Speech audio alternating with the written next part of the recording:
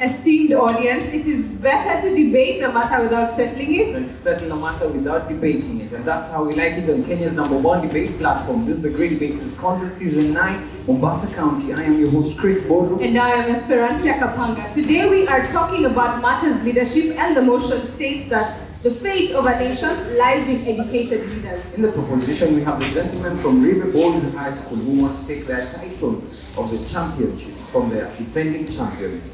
Who are obviously in the opposition, Allidina Visram High School that wants to donate in this region.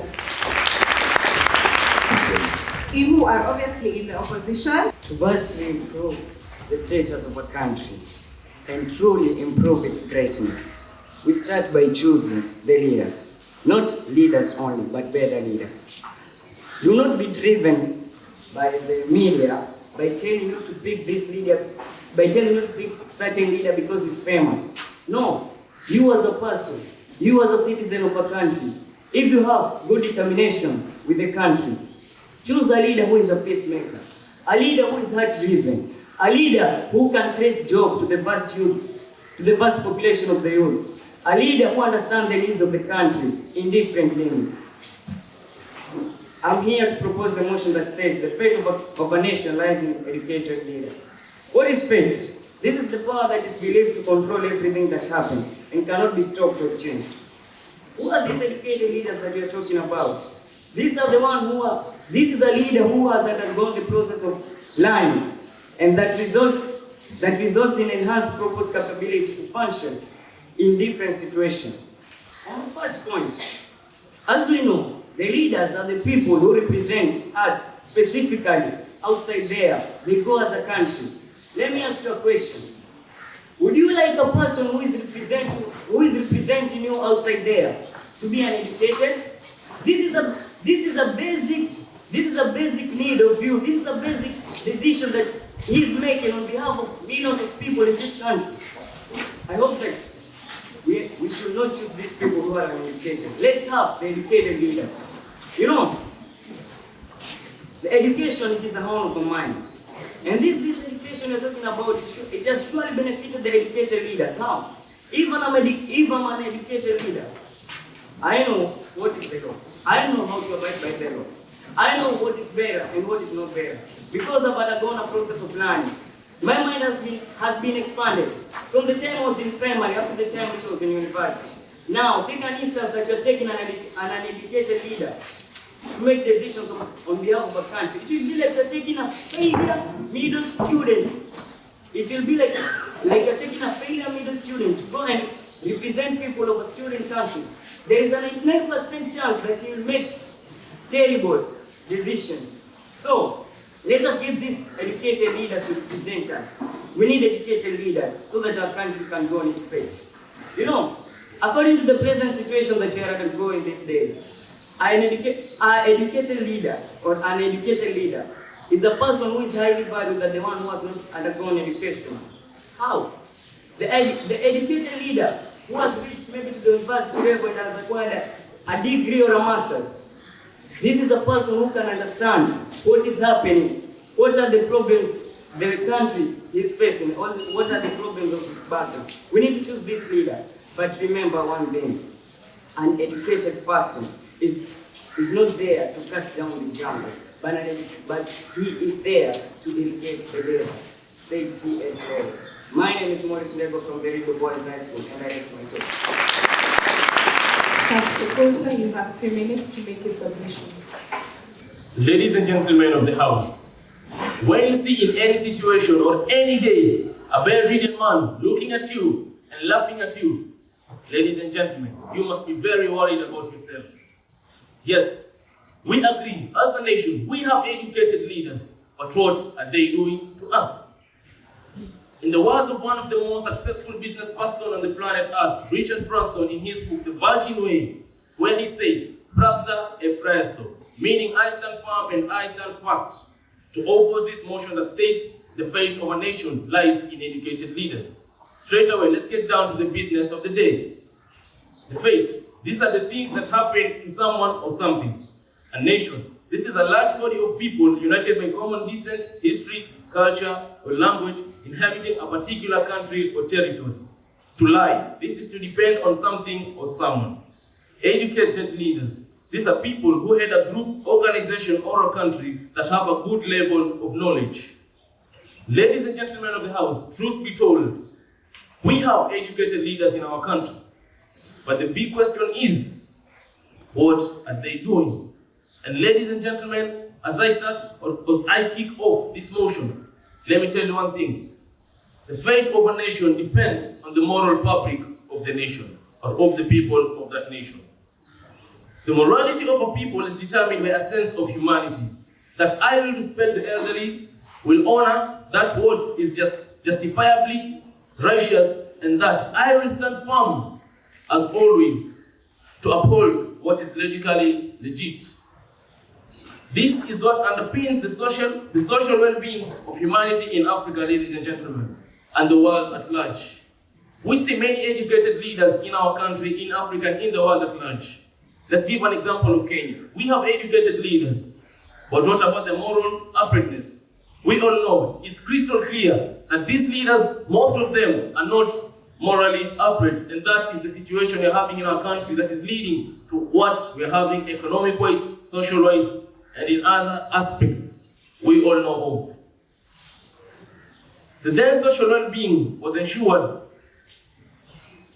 The then social well-being of the Puerto Ricans, which was answered by the Spanish commander, Christopher Columbus, when he was asked how the Puerto Ricans were. He said, the Puerto Ricans are technologically primitive, but the truth of the matter is they are socially upright than the Spanish people.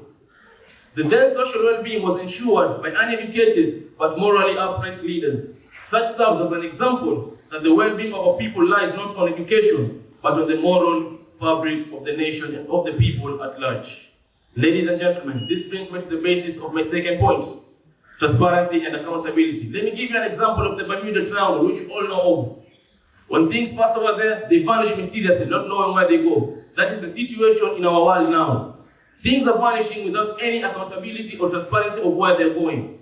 Funds are disappearing, public funds are disappearing, not knowing where they're going. An example is of the NYS scam, where things disappeared and up to date, we have no idea where the funds have disappeared to. Therefore, as much as education may be of great work, leadership, and only favored the socially responsible one. And through it, and though it might sound primitive, we have to agree that what is justifiably good for a people will always be good, no matter how the situation is. So, ladies and gentlemen, with that, I beg to rest my case, and the fate of a nation depends on the moral fabric of the nation and transparency and accountability, and not on education. I rest my case. Second proposer, you have 3 minutes to rebut. One person once said, the best discovery that one can ever make is to discover that he could do something that he never knew he could do. How will you discover something? Through sitting down? Of course, no. You have to be educated. I'm Jonathan Piria from Ribe Boys High School.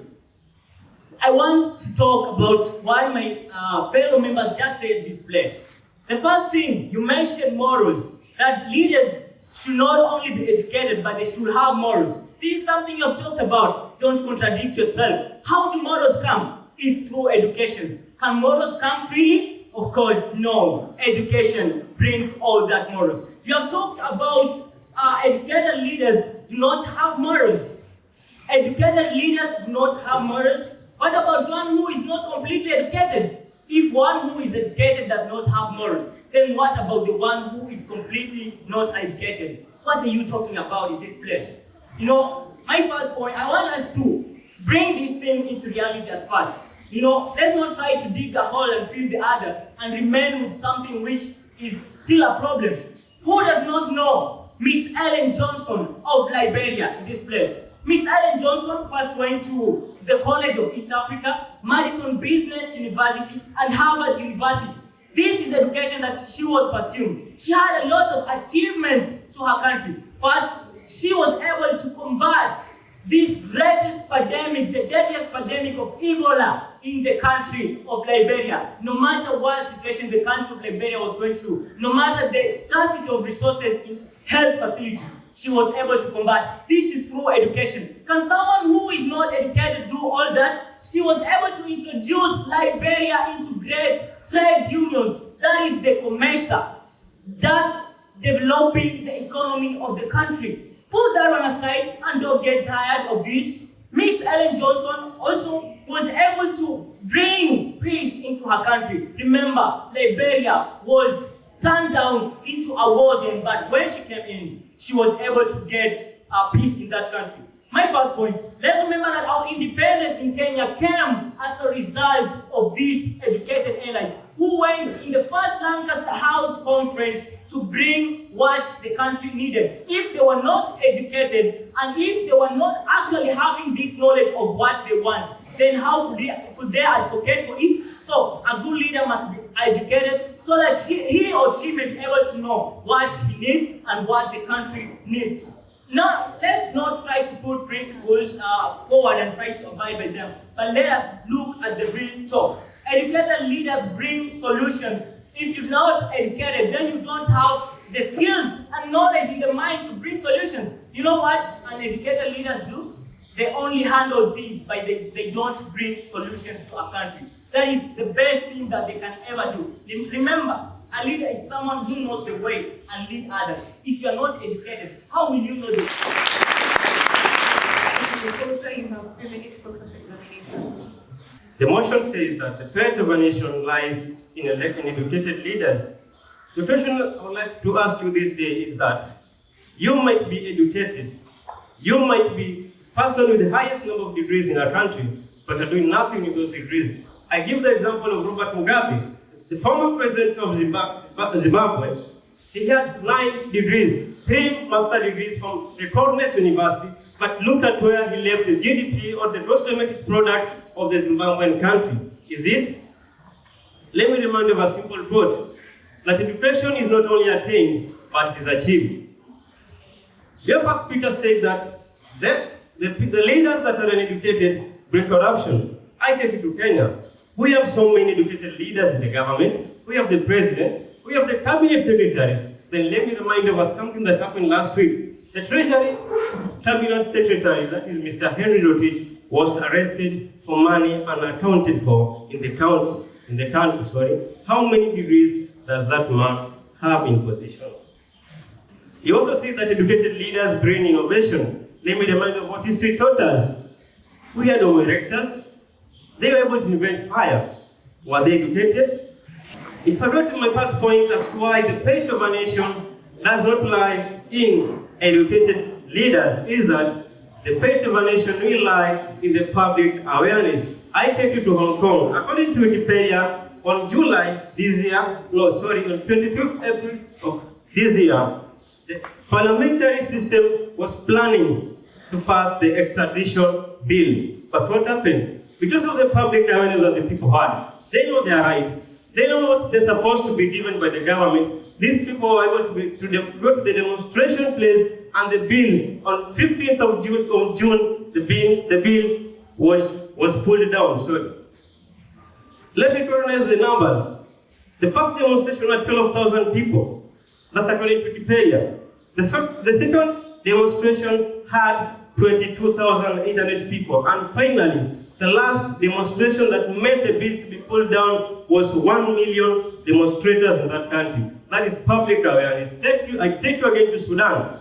When Omar al-Bashir was in power for more than 3 decades, the people stood up for their rights. They were able to campaign, they were able to go to the demonstrations, and finally Omar al-Bashir was ousted out of power. And even though he was ousted out of power, the military took control of the country. But the people, their resilience, they never gave up. They are still continuing with the demonstration because they want their rights to be articulated according to the democracy and the constitution of that country.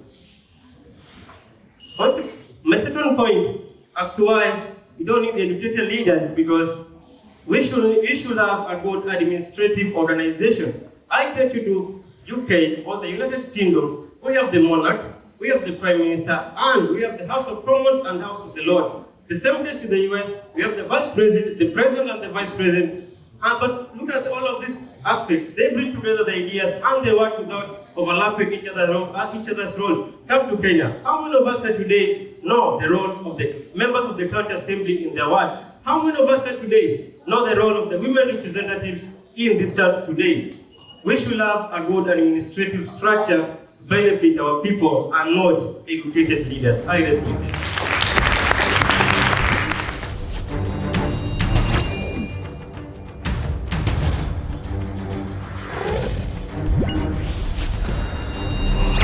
The proposers have been asked, does being educated directly translate to having leadership skills?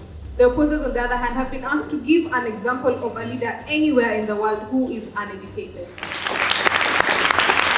Proposer number 3, you have 3 minutes to respond. Somebody said that does education make you a leader? Does education make you have leadership skill? In education, there are two things. There's the formal education, there's the informal education. The formal education whereby you get from this school is not enough, it's never enough. But education whereby you get from institutions such as universities or what will always be enough. And there's that informal education whereby you learn leadership, you learn how to prevail with your society, you learn how to get along with everybody. There's that informal education whereby you will get at home. Now imagine somebody who has never even to be in school, who has never been in school and is trying to lead our people. Somebody said about Homo erectors. Yeah, Homo erectors are not learned people, but you're talking about the fate of our country, guys, please. The fate of our country doesn't need Homo erectors people. We are talking about economic sanctions, guys. The economic sanctions are here and they are rough. The other day, we have just been witnessing the changing of the new notes. The new notes. I mean, like, we don't need color decoration on our notes, but all about that, what is brought about that is to get the money which is not circulating in our banks. With the money which is not circulating to the people are dying of poverty. The people are dying of hunger. The people want educated leader. How can you not be educated and you want to lead these people? How are you going to lead them systematically when you don't have any idea about them? If I'm here to oppose this motion that says the fate of our country lies on educated people, educated leaders, I'll be misjudging everybody. I'll be misrepresenting everybody. There are people back at my home where they need me. They're like, first of all, my mama, she raised me. She says like, go to school, get learned, come and you come and save our people, please.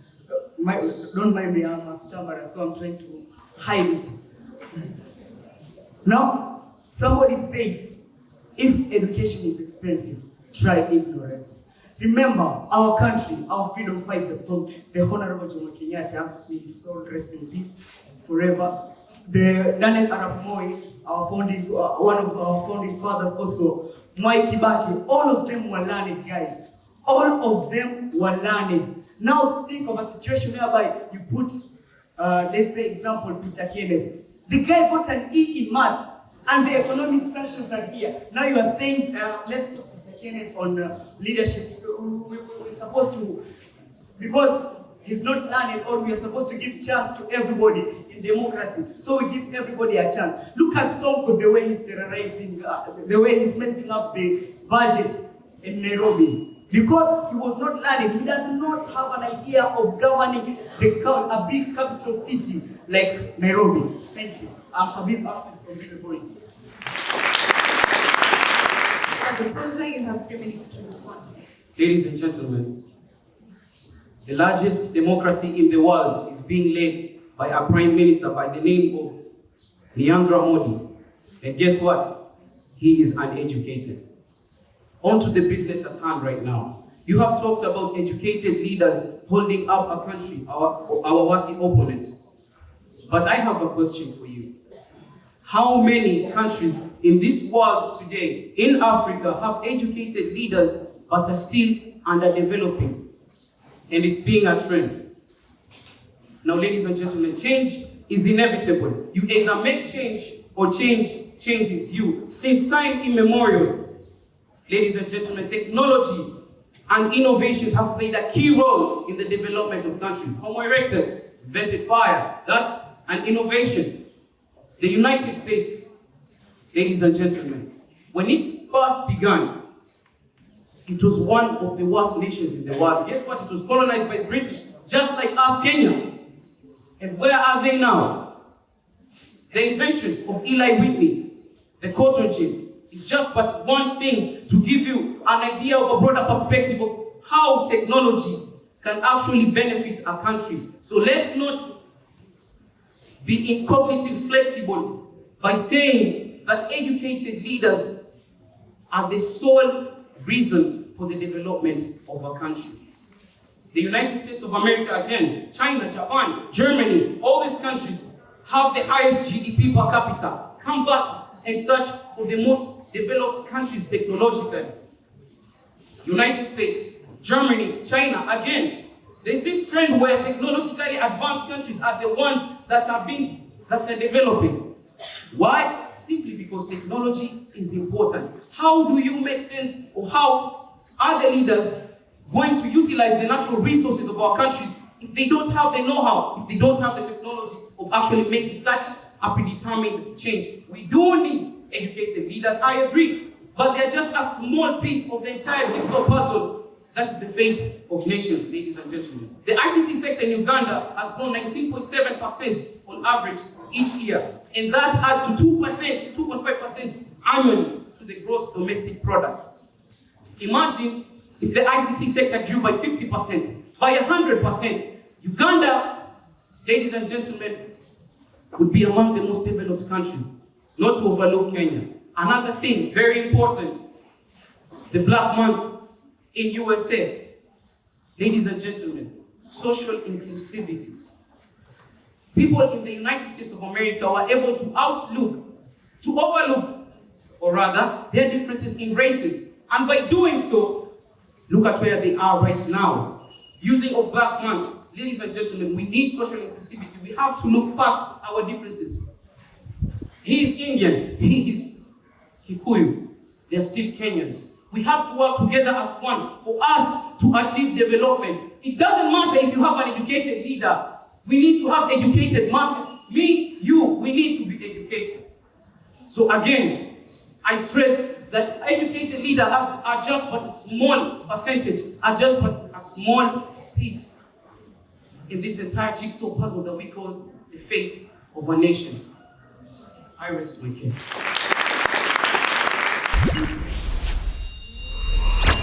Proposition, you have 1 minute to give a final submission. You know what? I'm laughing. But why am I laughing? Because people don't get actually the meaning of this motion.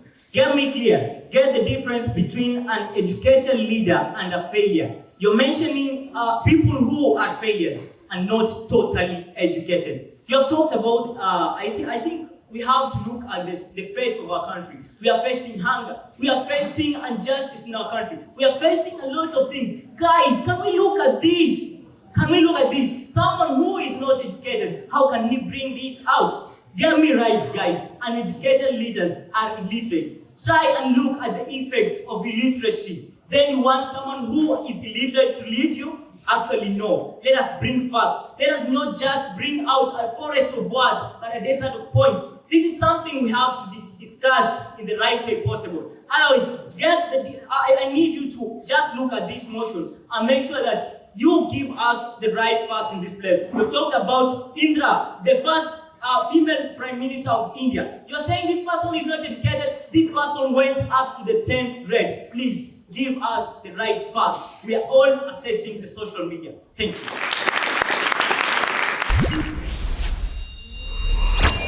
Opposition, you have 1 minute to give a final submission.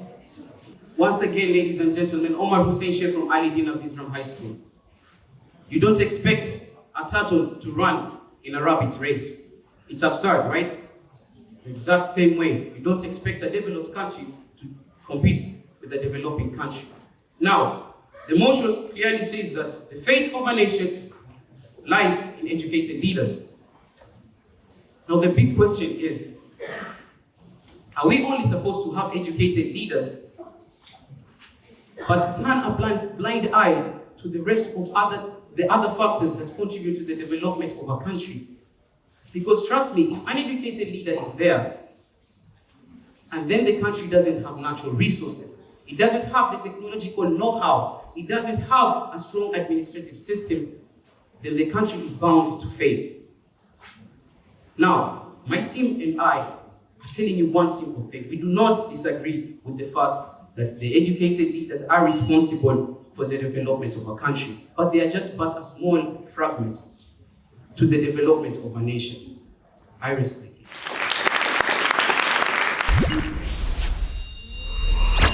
To Maurice Degwa, a good introduction, quite elaborate. However, again, more research should be done in future. Jonathan, you understood your role well. Again, the Nigeria example was quite well brought out, which was at least gave you points for adequate research. I would say for speaker number 3, that is for Habib, you did well. You rescued your team, as I said earlier. At least you brought out the idea, the aspect that the fate of the nation, actually the idea of if you think education is expensive, then try ignorance. And you also brought out the idea of both formal and informal education, and that was commendable. To the opposition, Allidina. First speaker, very good spoken person. I mean, you spoke very well and you commanded the attention of the people. Good voice, good start. Now, you give the submission, and I thought your team will take that all through. You say that for you, you stand with the moral fabric of a nation as being what a nation lies on. So I thought everybody else would be coming to that extent of just things about the moral fabric. But anyway, maybe every speaker here had their diverse way. Jeremiah? Good cross-examination, yes. I love the example of Robert Mugabe. How many degrees did this guy have? All right, that was a good question. Now, you don't want us to leave us guessing. Yes, you mentioned 9, but according to who, okay? So every time you give such straight facts, in order to give you evidence, that's what makes a debate powerful, all right? But very good examples, though. Omar, good examples, and even the other facts that you gave. I think for you it was quite a smooth one, and you really gave a powerful punch for your team. So I want to wish you well. That was a good debate. For the results of this heated debate, Ribe boys, the judges awarded you 68%. Let's give them a round of applause. Allidina Visram, the judges awarded you 70%, making Congratulations to both teams for a job well done. I guess the judgment of the day is that the fate of a nation does not only lie in educated leaders, but also an educated population. You cannot have said it better. Viewers at home, for those watching us everywhere across the globe, this is the show that gives you the best of high school debates. Remember to catch us in the next episode as we continue the search for the next champion debater, Mombasa County. I've been your host, Chris Borno. And I am Esperanza Kapanga. See you next time.